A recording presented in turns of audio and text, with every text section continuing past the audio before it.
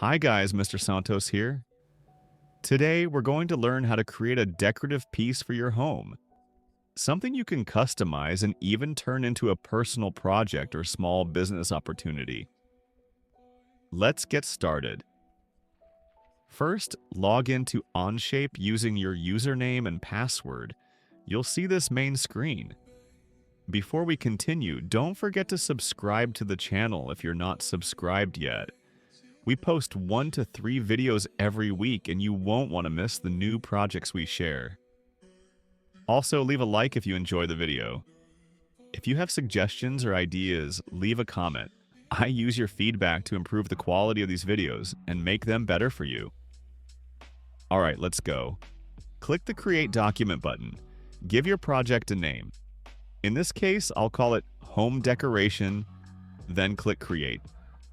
As always, remember, the right mouse button lets you rotate the view. Holding Control lets you move left and right. The mouse wheel lets you zoom in and out.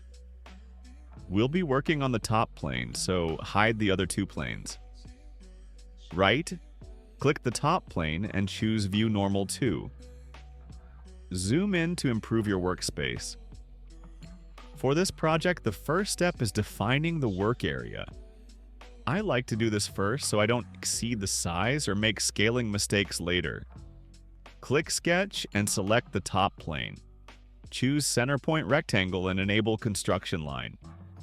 Click in the center and define the size using the Dimension tool. Set it to 6 by 6 inches. This square will be our work area. You can always change the size later if needed. Now add a construction line through the center. Construction lines won't appear in the final print. They're just guides to help us work accurately. Add another construction line in the opposite direction so we have a center cross. This will make alignment much easier later. Press Escape. Now rename this sketch Work Area. Naming your sketches helps a lot when you need to edit things later. Now let's start designing. Click Sketch again and select the same plane. We'll start with the first letter, the letter O. Select Center Point Circle. Click somewhere inside the work area and draw your circle. Notice how helpful it is to have boundaries so we don't exceed the space we defined. This circle represents the letter O. Now move slightly to the left and draw another circle, keeping a consistent distance. You can always adjust the position later. Press Escape. Rename the sketch O. Now let's move to the second letter, M. You can either create a new sketch for each letter or work within the same sketch. I'll keep working in the same sketch for simplicity. Start drawing the letter M using the line tool. Follow the limits of the work area and decide how tall and wide you want it. Click to place points, go up, down, and across, shaping the letter the way you like. You can follow straight directions or draw more freely. It's your design. When the shape closes, you'll see the area shaded.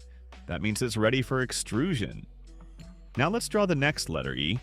Start near the center and use the line tool again. Follow the size limits and keep everything proportional. This doesn't have to look exactly like mine. This is just a concept. You're free to use your creativity. Once again, when the shape closes and shades in, it's ready. Now let's draw the last letter. Use the same process. Follow the work area, draw your lines, close the shape, and adjust as needed. Zoom in whenever you need better visibility. Once all letters are complete, we have our 2D design finished. Now let's extrude. Click Extrude. Onshape will automatically select the closed shapes. Set the extrusion distance to 1 inch. Confirm. Rename this feature Extrude so it's easy to find later. If you notice a missing section, don't worry. Just right-click. Choose View. Normal. To double-click the extrusion, select the missing part. The issue will be fixed instantly, and that's it. Great job. Thank you very much for watching. Leave a comment, subscribe to the channel, and give the video a like if you enjoyed it. See you next time.